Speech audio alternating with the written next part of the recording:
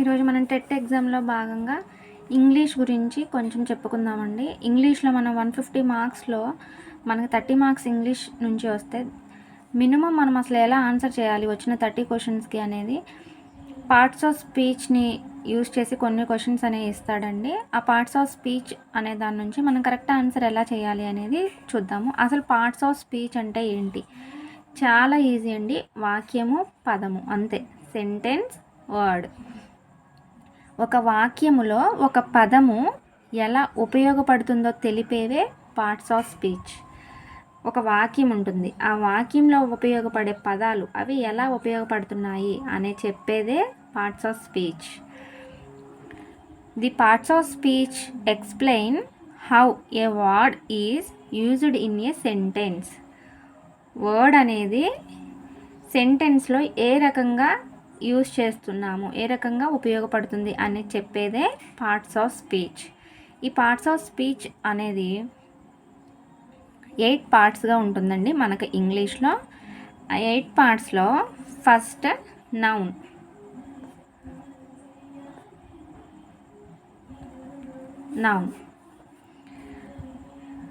Noun అంటే అందరికీ తెలుసు, కానీ మనం నౌన్ నుంచి క్వశ్చన్ అనేది వస్తే ఈజీగా ఎలా రాయగలగాలి అనేది ఇప్పుడు మనం చూద్దాము.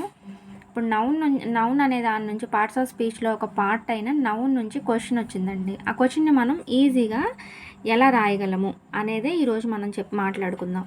నౌన్ అంటే ఏంటి? మామూలుగా మనుషులు, జంతువులు, వస్తువులు, ప్రదేశముల పేర్లను సూచించేదే noun. A noun is a word used to indicate the names of persons, things, places, rivers called as noun. నౌన్లో కొన్ని పార్ట్స్ ఉంటాయి. కైండ్స్ ఆఫ్ నౌన్ అంటే 5 టైప్స్ ఆఫ్ నౌన్స్ ఉన్నాయి. And common noun, proper noun, material noun, collective noun, abstractive noun అని చెప్పేసి 5 types ఉన్నాయి. 5 types. ఈ 5 టైప్స్లో first one common noun.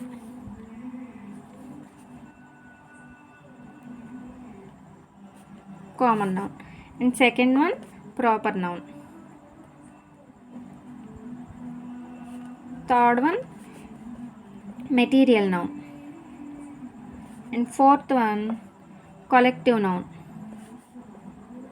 And fifth one abstractive noun. ఇది చాలా ఈజీ అండి. ఇది ట్రిక్ అనేది కామన్ నౌన్ అని చెప్పాం కదా. కామన్ నౌన్ అంటే ఆ పేర్లోనే ఉంది కామన్గా. A noun which is used to indicate the race of persons, places, things. చెప్పిన వర్డ్లో చూసారా, ప్రతిదీ కూడా కామన్ నౌన్లో ప్రతిదీ ఎస్ అనే లెటర్తో ముగుస్తుంది. పర్సన్స్, థింగ్స్, ప్లేసెస్, ఇలా. అంటే ఎలా చెప్పాలి మీకు?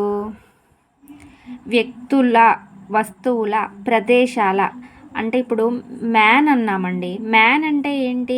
ఒక జాతికి, అంటే ఒక బాయ్ని చెప్పాము. బాయ్ అంటే ఏంటి? మ్యాన్ ఆర్ బాయ్ అంటే ఆ వ్యక్తి యొక్క లింగము, జాతిని తెలియజేస్తుంది. అలాగే గర్ల్ అంటే స్త్రీలింగము, మ్యాన్ అంటే పురుషలింగము. అలాగే ఉమెన్ అంటే స్త్రీ. అలా ఏదైనా కానివ్వండి వాటి యొక్క జాతిని మాత్రమే తెలియజేస్తుంది, పర్టిక్యులర్ పర్సన్ని తెలియజేయదు. ఇక్కడ మ్యాన్ అన్నామండి. మ్యాన్ అంటే ఏంటి? ఆ మ్యాన్ అంటే దేనికి చెందినవాడు? పురుష జాతికి చెందినవాడు. అండ్ ఇదే మ్యాన్ని మనం నౌన్లో, కామన్ నౌన్లో యూజ్ చేస్తే మ్యాన్ అనేది వస్తుంది. అదే ప్రాపర్ నౌన్లో యూజ్ చేస్తే ఈ పర్టిక్యులర్ మ్యాన్ నేమ్ ఏంటి? మ్యాన్ అన్నామంతే. ఈ మ్యాన్ నేమ్ ఏంటి? అజయ్, అశోక్, స్టాలిన్, అలెక్స్, రామ్, ఇలా ఈ మ్యాన్ అనే అతనికి ఒక నేమ్ ఉంటుంది కదా, అది ప్రాపర్ నౌన్ కింద వెళ్తుంది. అంటే కామన్ నౌన్ అంటే ఏంటి? ఇప్పుడు లేదు, టౌన్స్ ఉన్నాయండి, ప్లేసెస్ ఉన్నాయి, టౌన్ అంటాం. ప్లేస్ అంటే ఆ ప్లేస్ ఏం ప్లేస్? పర్టిక్యులర్ ప్లేస్ మనం చెప్పము. Town or city or village or country, just అది ఏంటి అనేది మాత్రమే చెప్తాము. ఆ పర్టిక్యులర్ ఏరియా అనేది మనం చెప్పము. థింగ్స్ ఉన్నాయి, pen or pencil or table, chair, ఇలా చెప్తాము. బెడ్ అలాగనే చెప్తాము. కానీ ఇప్పుడు ఫ్రిడ్జ్ అనుకుందామండి ఎగ్జాంపుల్. మనం రిఫ్రిజిరేటర్ అని చెప్పుకుందాం ఎగ్జాంపుల్గా కామన్ నౌన్లో. రిఫ్రిజిరేటర్ అన్నాము కానీ అది ఏ కంపెనీకి చెందిన రిఫ్రిజిరేటర్ అనేది మనం రాయం కదా. మిక్సీ అన్నాము, ఆ మిక్సీ ఏ కంపెనీకి చెందింది అనేది మనం రాయము. జస్ట్ ఏంటంటే కామన్ నౌన్ అంటే దాన్ని కామన్గా మనం ఏమని పిలుస్తాము. ఇప్పుడు మెన్ ఉంటే మెన్, ఉమెన్ ఉంటే ఉమెన్, అలాగే టౌన్ అయితే టౌన్, సిటీ అయితే సిటీ, విలేజ్ అయితే విలేజ్, కంట్రీ అయితే country, pen or pencil or table or chair, ఇలా దాని యొక్క జాతిని మాత్రమే తెలియజేస్తే దాన్ని కామన్ నౌన్ అంటాము. And next proper noun. Proper noun అంటే ఏంటి? ఇక్కడ మనం ఏం చేస్తున్నాం, జాతిని మాత్రమే తెలియజేస్తే కామన్ నౌన్ అన్నాము. మరి ఆ జాతిలో దేనిని తెలియజేస్తున్నాం? Particular person, particular place, particular things, అలా దేన్నైతే ఒక దాన్ని పర్టిక్యులర్గా దీన్ని తెలియజేస్తుంది అని అంటామో దాన్ని మనం ప్రాపర్ నౌన్ అంటాము. ఇప్పుడు ప్రాపర్ నౌన్లో మనం ఏం చేస్తున్నాం, ఇక్కడ కామన్ నౌన్లో మ్యాన్ అని చెప్పుకున్నాము. ఇక్కడ ప్రాపర్ నౌన్కి వచ్చేటప్పటికి ఆ మ్యాన్ నేమ్ ఏంటి? అశోక్, అజయ్, స్టాలిన్, సంథింగ్ ఏదైనా కావండి, రవి, శ్రీను, వెంకట్, వెంకీ, ఇలా సంథింగ్ ఏదైనా కానివ్వండి. లేదు, మ్యాన్ దగ్గర మనం గర్ల్ చెప్పుకున్నాము. ఆ గర్ల్ ఎవరు? రూప, రాణి, మైథిలి, రేణు, ఇలా సంథింగ్ ఏ నేమ్ అయితే ఆ నేమ్. ఆ పర్సన్ నేమ్ ఏంటనేది చెప్తాం. ఇక్కడ ఏం చెప్తున్నాము, ఆ పర్సన్ దేనికి చెందినవాడు, ఆ పర్సన్ యొక్క జాతి ఏంటి అనేది మాత్రమే చెప్పుకుంటాం మనం కామన్ నౌన్లో. కామన్గా ఏమని వాళ్ళని పిలుస్తారు అనేది. అండ్ ప్రాపర్ నౌన్ అంటే ఏంటి? ప్రాపర్గా ఇక్కడ చూడండి, మనం ఏం చెప్పుకుంటున్నామో అందులోనే ఉంటుంది ఆన్సర్. ప్రాపర్గా తనని ఏమని పిలుస్తాం? ఆ మ్యాన్ని. మ్యానా, ఉమెన్ అయితే తన పర్టిక్యులర్ తన నేమ్ ఏంటి? మ్యాన్ అయితే తన పర్టిక్యులర్ నేమ్ ఏంటి? లేదు, ఉమెన్ కాదు, మ్యాన్ కాదు, ప్లేసెస్ అనుకుందాము. ఇందాక ఏమనుకున్నాం మనం? ఇక్కడ టౌన్ అన్నాము. ఇక్కడ ఆ టౌన్ ఏంటి? విజయవాడ, హైదరాబాదా, లేకపోతే ఇంకేదన్నానా అనేది చెప్తాము. లేదు, థింగ్స్ అని చెప్పుకున్నాము. పెన్ ఇందాక పెన్సిల్ అన్నాం కదా, అది పెన్సిల్ వరకే చెప్పాము ఇందాక కామన్ నౌన్లో. జస్ట్ దాన్ని పెన్సిల్ అంటాము. ఈ ప్రాపర్ నౌన్లో ప్రాపర్గా అసలు ఆ పెన్సిల్ ఎక్కడి నుంచి వచ్చింది? ప్రాపర్గా అంటే అది నటరాజ్ పెన్సిలా, లేకపోతే అప్సరా పెన్సిలా అనేది ఆ పెన్సిల్ యొక్క కంపెనీ నేమ్తో వస్తుంది. ప్రాపర్గా తన ఆ కంపెనీ ప్రొడక్ట్, ఆ కంపెనీ ఎక్కడి నుంచి వచ్చింది, ఆ పెన్సిల్ యొక్క ప్రొడక్ట్ ఏంటనేది చెప్పుకుంటాము ప్రాపర్ నౌన్లో. లేదు, చైర్ అనుకుందాము. ఇప్పుడు చైర్స్ ఏమున్నాయి? మయూరి చైన్స్ అనేది ఫేమస్ చైర్. లేదు, ఇప్పుడు మయూరి లేదు, ఇంకేదన్నా వస్తుంది. అది ఏ చైర్కి సంబంధించింది? టేబుల్ చెప్పాము. లేకపోతే ఇవి ఉన్నాయి కదా మంచాలు, బెడ్స్, డైనింగ్ టేబుల్స్, ఏది ఉంటే అది. జాతి మొత్తాన్ని మనం ఇక్కడ తెలియజేస్తున్నాం కామన్ నౌన్లో. పర్టిక్యులర్గా ఒకదాన్ని, దాని ఎక్కడి నుంచి అది స్టార్ట్ అయ్యింది, దాన్ని ఏమని పిలుస్తాము అనేది ఇక్కడ చెప్పుకుంటాము. Next material noun. అసలు మెటీరియల్ నౌన్ అంటే క్వశ్చన్లోనే ఉంది, అది ఆన్సర్ ఇక్కడ హెడ్డింగ్లోనే ఉందండి. మెటీరియల్ నౌన్ అంటే ఏంటి? ఖనిజములు, ఘన, ద్రవ, వాయు రూపాలలో ఉండే వేటినైనా సూచించేది material noun. A noun which is used to indicate things, metals, liquids, solids is called as a material noun. అంటే మెటీరియల్ నౌన్లో ఏముంది? మెటల్ అనుకోండి, ఇప్పుడు gold or silver or iron are copper, ఏదైనా మెటీరియల్ పరంగా మనకు తెలిసిపోతూనే ఉంటుంది. మెటీరియల్ అంటే అది మనకి ఒక ఖనిజ రూపంలో, లేకపోతే ఘన రూపంలో, ద్రవ రూపంలో.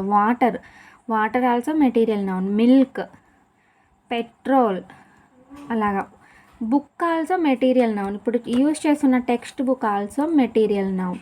అలా మెటీరియల్ పరంగా అందులోనే ఉందండి, ఆలోచించాల్సిన అవసరం లేదు. మెటీరియల్ పరంగా యూజ్ చేసేదే మెటీరియల్ నౌన్.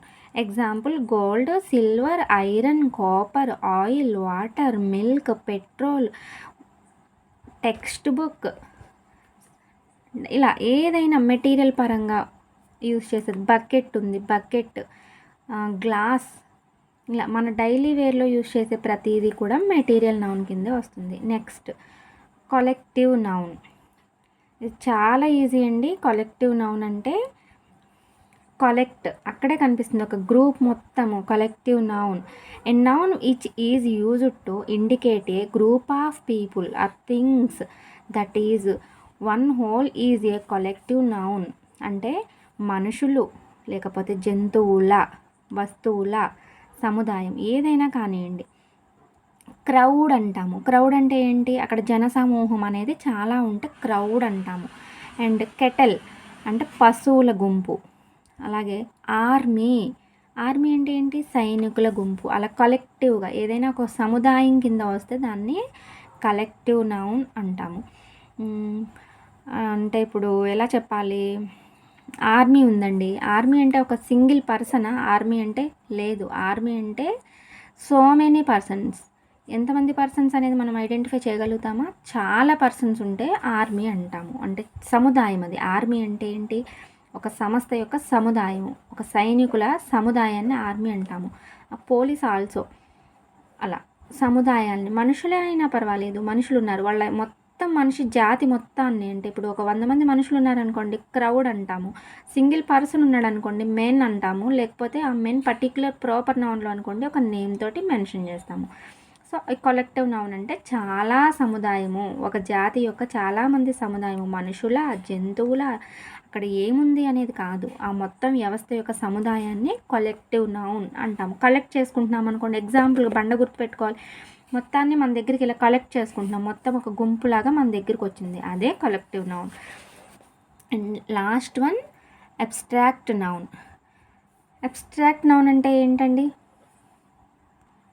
అబ్స్ట్రాక్ట్ మనం కొంచెం ఆలోచించుకుంటే ఆన్సర్ అనేది మనం చాలా ఈజీగా చేయగలుగుతాం. ఏ noun which is used to indicate unseen things అంటే మన కంటికి కనిపించని అంశాలను పేర్కొనే వాటినే అబ్స్ట్రాక్ట్ నౌన్ అంటారు. ఇప్పుడు కోపం ఉందండి, కోపం మనకి కనిపిస్తుందా? కనిపించనివి అబ్స్ట్రాక్ట్ నౌన్ కింద తీసుకుంటాము. ఇప్పుడు కోపం అంటే కోపం అనేది మనకి కనిపిస్తుందా? కనిపించదు.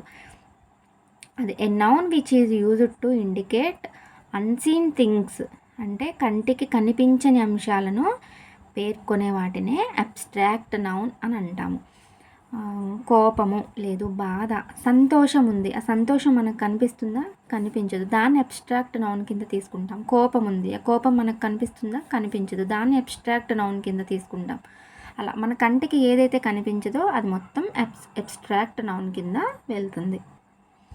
ఇదండి టోటల్ 5 టైప్స్ ఆఫ్ నౌన్స్ గురించి మంచిగానే ఎక్స్ప్లెయిన్ చేశాను అనుకున్నాను.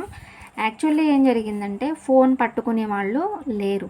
నేను లెఫ్ట్ హ్యాండ్తో ఫోన్ పట్టుకుని రైట్ హ్యాండ్తో రాస్తూ ఉంటే నేను చెప్పేది కాన్సన్ట్రేషన్గా చెప్పినా నాకు రాయడం అనేది పర్టిక్యులర్గా కుదరట్లేదు. సో అందుకోసం నా రైటింగ్ నీట్నెస్ అనేది ఉండదు, కానీ నేను చెప్పేదైతే నాకు తెలిసినంత వరకు నేను క్లారిటీగానే చెప్పాను.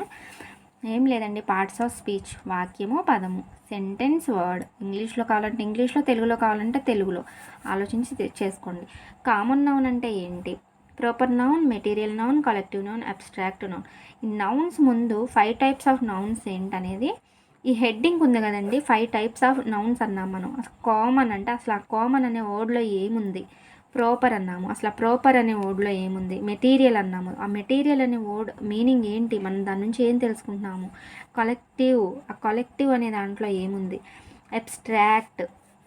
మొత్తం ఈ యొక్క హెడ్డింగ్స్లో ఉన్న మీనింగ్ ఏంటనేది మనం తెలుసుకుంటే మనం ఆన్సర్ అనేది చాలా ఈజీగా చేయగలుగుతాము. ఖచ్చితంగా టెట్ నుంచి ఖచ్చితంగా 1 or 2 క్వశ్చన్స్ అయితే పార్ట్స్ ఆఫ్ స్పీచ్ నుంచి వస్తాయి. దాదాపు 5 క్వశ్చన్స్ వరకు వస్తాయి. 5 ఏంటండి, అసలు చాలా క్వశ్చన్స్ పార్ట్ ఆఫ్ స్పీచ్ మీదే ఉంటుంది మనకి. దాంట్లో మినిమం ఒక 5 క్వశ్చన్స్ అనేవి పార్ట్స్ ఆఫ్ స్పీచ్లో ఉన్న టైప్స్ నుంచి వస్తాయి. దాంట్లో నౌన్ నుంచి ఖచ్చితంగా ఒక క్వశ్చన్ వస్తుందండి. సో ఇప్పుడు నౌన్ గురించి ఒక క్వశ్చన్ వస్తే మీరు ఆన్సర్ చేయగలిగేలాగే నేను ఎక్స్ప్లెయిన్ చేశాను అనుకుంటున్నాను. వీడియో మీకు నచ్చితే లైక్ చేయండి, షేర్ చేయండి. అలాగే మన ఛానల్ని ఫస్ట్ టైం చూస్తే మన ఛానల్ని సబ్స్క్రైబ్ చేసుకోండి. మీకు ఈ వీడియోలో ఏది నచ్చినా నచ్చకపోయినా ఏ ప్రాబ్లం ఉన్నా మెసేజ్ చేయండి, నాకు కామెంట్ సెక్షన్లో కామెంట్ చేస్తే నేను హ్యాపీ ఫీల్ అవుతాను నేను చేసిన వీడియో మీరు చూసారు అని. Thank you.